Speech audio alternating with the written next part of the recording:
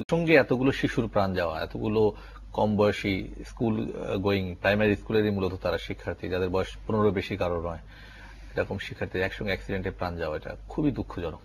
এবং সেই ঘটনাটি আজকে একটা মানে এটি দিয়ে আমরা আসলে আলোচনা যেদিকে যাই না কারণ আজকে এই বিষয়টা নিয়ে একটু আলাপ করতে হবে। বাংলাদেশের সড়ক দুর্ঘটনা প্রতিনিয়ত বাড়ছে, আপনি খেয়াল করবেন, আমি শিরোনাম পড়ছিলাম অনেকগুলো সড়ক দুর্ঘটনা, প্রতিদিনই কিছু না কিছু মানুষ মৃত্যুবরণ করছে। এটার জন্য আপনি আপনি আমি আসলে আজকে খুবই মর্মাহত, মানে অত্যন্ত বিক্ষুব্ধ। আপনার এত শোক আসলে মিরেসরাইয়ের লোকজন কিভাবে সইবে, আমার নিজের কাছে কষ্ট লাগছে। এত মৃত্যু সড়ক দুর্ঘটনায় আমরা প্রতিদিন দেখছি, বিশেষ করে আজকের মৃত্যুটা ভীষণভাবে মনকে নাড়া দিয়েছে। এতগুলো মাসুম শিশু আজকে মিরেসরের আকাশে বাতাসে কন্দনধ্বনি। মিরেসরে আমার খুব প্রিয় স্থান, অত্যন্ত প্রিয় একটা পবিত্র জায়গা। এই শিশুদের আপনার আজকে কিভাবে তারা যে মাটি এই শিশুদের লাশ বহন করছে। গত অনুষ্ঠানেও আমি বলেছিলাম যে প্রতিদিন গড়ে 10 জন করে আপনার সড়ক দুর্ঘটনায় মৃত্যুবরণ করছে। আজকে মিরেশ্বরের ঘটনায় যদি বিশ্বের অন্য কোনো দেশ হতো এতক্ষণে যোগাযোগ মন্ত্রী পদত্যাগ করতেন দায় দায়িত্ব কাঁধে নিয়ে, কিন্তু বাংলাদেশে মানে পদত্যাগের ইতিহাস নেই। এবং কখনোই শুধু এই শিশু কেন, সড়ক দুর্ঘটনায় আরো শত শত লোক মারা গেল, যোগাযোগ মন্ত্রী স্বরাষ্ট্রমন্ত্রীরা কেউ পদত্যাগ করবে না। এটাই আমাদের নিয়তি, এটাই মনে হয় আমাদের কপালের লিখন। আজকে আমি আপনি যেহেতু এই প্রসঙ্গটা তুলে ফেললেন যে আসলে যোগাযোগ মন্ত্রী পদত্যাগ করা কথা, পদত্যাগ করলে কি বাংলাদেশের মতো দেশে সমস্যার কি সমাধান হয়ে যাবে? না, অন্তত একটা নৈতিকভাবে তো একজন মন্ত্রীর কিছু দায় দায়িত্ব আছে।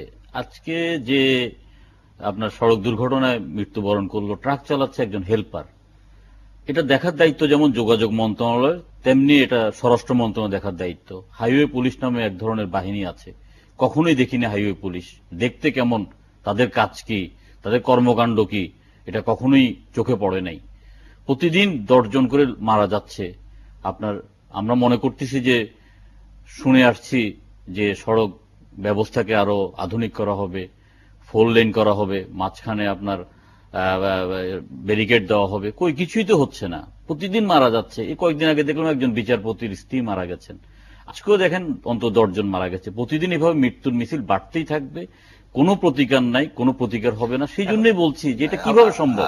আপনি যে পয়েন্টটা বলছেন সেটাই, কিন্তু পাশাপাশি এই বিষয়টা তো ভাবা দরকার। বাংলাদেশে দেখেন যেভাবে মানে আমাদের রাজনৈতিক ইস্যু নিয়ে আমরা যতটা মাঠ গরম করি, জীবন বাঁচানোর ইস্যু নিয়ে, যে দ্রব্যমূল্য এই সমস্ত প্রসঙ্গ, এখন একটা আজকে দেখলেন যে দ্রব্যমূল্য রমজানের স্থির রাখার জন্য যোগাযোগ মন্ত্রী বাণিজ্য মন্ত্রী বলছেন, মূল্য ব্যবস্থা একটা বড় কনসার্নের বিষয়। এইগুলো নিয়ে কিন্তু মাঠ গরম হয় না। আপনি এই যে প্রাণের পর প্রাণ যাচ্ছে প্রতিদিন, এইগুলো নিয়ে কিন্তু আমরা মাঠ গরম করি না। আমরা বরঞ্চ অনেক বিষয়ে পার্সোনাল ইস্যু নিয়ে কিন্তু অনেক সময় মাঠ গরম করে ফেলি। সেটা কি আপনি খেয়াল করেন? না, সেটা খেয়াল করছি। এই যে মাঠ গরম হচ্ছে না, কিন্তু এই যে মৃত্যুটা, আজকে যার সন্তান মারা গেছে সেই বুঝবে এটা সেই বেদনা। একটা পরিবারের যখন একজন উপার্জনক্ষম ব্যক্তি মারা যায়, সেই পরিবারের কষ্ট সেই বুঝে। আমার একজন প্রিয় মানুষ, সুনামগঞ্জের পৌরসভার চেয়ারম্যান, অত্যন্ত একজন আধুনিক মনের মানুষ, সড়ক দুর্ঘটনায় মারা গেছে। প্রতিদিন অসংখ্য লোক সড়ক দুর্ঘটনায় মারা যাচ্ছে। এটা কিন্তু আপনার রোধ করা যায়। এটা রোধ করা খুব কঠিন ব্যাপার না। পৃথিবীর কোনো দেশেই তো, আমাদের আশেপাশের দেশে, কলকাতায় বলেন, বোম্বেতে দেখি বা দিল্লিতে দেখি, কই আমি সেইভাবে তো সড়ক দুর্ঘটনায় মানুষ আমরা মরতে দেখি না। বিভিন্ন টিভি চ্যানেলে যখন দেখি একটা প্রাণীকে বাঁচানোর জন্য উন্নত বিশ্বের কি যে প্রাণান্ত করছে, একটা তিমিকে বাঁচানোর জন্য, একটা ঘোড়াকে বাঁচানোর জন্য, একটা শকুনকে বাঁচানোর জন্য, একটা কুকুরকে বাঁচানোর জন্য, একটা বিড়ালকে বাঁচানোর জন্য, বাংলাদেশের মানুষের জীবন আসলে কুকুর বিড়ালের মতোই মনে হয়ে গেছে। এটা কি আমরা নিয়তি এভাবে নিয়ে আসছি? কেউ কি আজকে এত কষ্ট লাগছে যে 43টা শিশু মারা গেছে, মানে কি কষ্ট এটা। সেই যে গল্প লিখেছেন পণ্ডিত মশাই, ইংরেজ সাহেবের 3 পালা কুকুরের পিছনে মাসে খরচ হয় 75 টাকা, আর পণ্ডিত মশাইয়ের বেতন হচ্ছে 25 টাকা। একই অবস্থা, আমরা সেরকমই মনে হয় সেদিকে যাচ্ছে আর কি।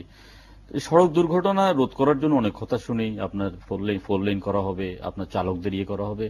শতকরা 80 জন চালকের লাইসেন্স জাল, চালকের লাইসেন্সটা জাল। কল্পনা করা যায় এটা? আপনার হাইওয়ে পুলিশ করেছে, আপনার হেল্পারে গাড়ি চালাচ্ছে, যেমন ইচ্ছা তেমন চলছে। এই হাইওয়ের মধ্যে রিক্সা চলে, হাইওয়ের মধ্যে কি নাসিমন চলে, ভটভটি চলে, ট্রাক্টর চলে, ট্যাক্সি চলে, যার যেমন খুশি চলে। এটা একটা ফ্রি স্টাইল দেশ, দেখার কেউ নেই মনে হয়, কারো কোনো দায়িত্ববোধ নেই। আজকে প্রধানমন্ত্রী, মাননীয় প্রধানমন্ত্রী শোক প্রকাশ করেছেন, মানে বিরোধী দল নেত্রী শোক প্রকাশ করেছেন, রাষ্ট্রপতি শোক প্রকাশ করেছেন। 2 দিনের ব্যাপার, 2 দিন পরে সবাই ভুলে যাবে। আবার যখন একটা অ্যাক্সিডেন্ট হবে, কয়েকদিন আলোচনা হবে, এটা সমাধান হবে না। তবে আমরা চাই সমাধান চাই, এই মায়ের বুক যেন আর খালি না হয়, একটা উপার্জনক্ষম ব্যক্তি যেন আর নিহত না হয়। আমরা প্রতিদিনই কি দেখবো 10 জন 12 জন 15 জন সড়ক দুর্ঘটনায় মৃত্যুবরণ করছে। এটা রোখা কিন্তু কঠিন কোনো কাজ নয়। এটা রোখার জন্য একদম খুব বেশি কোনো কিছু করতে হবে না, চালকদের প্রশিক্ষণ দিতে হবে, আপনার যথাযথভাবে যেন লাইসেন্সটা প্রদান করা হয়। বিআরটিকে স্ট্রেনথেনিং করতে হবে। লাইসেন্স পাওয়া যেন, জাল লাইসেন্স পাওয়া যেন একটা অতি সহজ ব্যাপার, একদম অত্যন্ত সহজ ব্যাপার, কোনো ব্যাপারই না, এটা কোনো ব্যাপারই না। ঢাকা চট্টগ্রাম রোডে তো আপনার এই এত একটা ব্যস্ত হাইওয়ে, যেভাবে রিক্সা চলে, গরুর গাড়ি চলে, ঠেলা গাড়ি চলে, যেই কোনো গাড়ি চলে, তারপর রাস্তার উপরে সমস্ত বাজারগুলো রাস্তার উপরে, মানে হাট বাজার রাস্তার উপরে, দেখার কেউ নেই।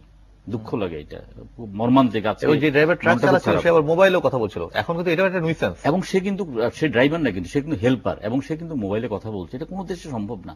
আমাদের দেশে সব সম্ভবের দেশ আমাদের দেশ মনে হয়। সত্যি আসলে মানে এই কষ্ট মানে ইয়ে করার জন্য না, আমি বিশেষ করে খুব গভীর এটাও কিন্তু বিবেচনার বিষয়, এতগুলো বাচ্চাকে নিয়ে একটা ট্রাকে করে কেন হাইওয়ে দিয়ে যাবে? না, হাইওয়ে দিয়ে কিভাবে যাবে? এবং এটা আমি খুব গভীর সমবেদনা প্রকাশ করছি। উঠে চলতে পারবে? এটা সম্ভব না তো। আচ্ছা, এটা উচিত না, সম্ভব না, কিভাবে হলো কেউ দেখার নেই। আমরা যখন দেখি রাজনৈতিক মিছিল সমাবেশে মানুষ আসে, ট্রাকের পিছে চলে চলে মিছিলে আসে, এটা কিন্তু উচিত কাজ নয়। আপনি আজকে যদি বড় বড় রাজনৈতিক সমাবেশে যখন আসে, ট্রাকে চলে শত শত লোক আসে, শত শত লোক আসে। আজকে মতিঝিলে আপনি ব্যস্ত এলাকায় এখন গিয়ে দেখবেন অসংখ্য ট্রাক দাঁড়িয়ে আছে, এবং আপনি বিশেষ করে ময়মনসিংহে দিয়ে কিশোরগঞ্জে দিয়ে যাওয়ার জন্য বহু লোক দাঁড়িয়ে আছে, বসে আছে, এবং তারা মালবাহী ট্রাকের মালের উপর দিয়ে উঠে যাবে, কেউ দেখার নেই। এবং যারা দেখার আছে তারা বিশেষ কারণে সেটা না দেখার ভান করছে। তারা হয়তো কোনো কারণে, তাদের কোনো সুবিধার জন্য সেটা না দেখার ভান করছে। এই ট্রাকগুলো বিভিন্নভাবে প্যাসেঞ্জার নিয়ে যায়, মাঝে মাঝে দুর্ঘটনায় পতিত হয়, বিভিন্নভাবে আলাপ আলোচনা হয়, তারপর সবাই ভুলে যায়। এটা ঠিক বলেছেন, এটা অতি অতি সত্যি কথা। আমরা যখন কোনো বড় বড় লঞ্চ দুর্ঘটনা হয়, কয়েকদিন মাতম চলে, গণমাধ্যমেও সেটা চলে, পরে আস্তে আস্তে আমরা সবাই এবং বোধহয় সবকিছু সহ্য করার একটা অসম্ভব ক্ষমতা বোধহয় বাংলাদেশিদের আছে। বাংলাদেশিদের অসম্ভব ধরনের সহ্য ক্ষমতা আছে, আর এই জন্য প্রায় বলেন রেজিলিয়েন্ট। না, চাহিদা মনে খুবই কম তাদের। আর যেমন অন্য পৃথিবীর যে কোনো দেশে তো সরকার অন্ন, বস্ত্র, শিক্ষা, চিকিৎসা, বাসস্থান এগুলোর নিশ্চয়তা দিতে হয় নাগরিককে। আমাদের দেশের নাগরিক কিন্তু এই 5টা মৌলিক চাহিদার কিছু কিন্তু সরকারের কাছে চায় না। সরকারের কাছে তাদের একটাই চাহিদা, ঘর থেকে নিরাপদে বের হয়ে আবার নিরাপদে ঘরে আসা, এবং রাত্রিতে শান্তি মতো যেন ঘুমাতে পারে।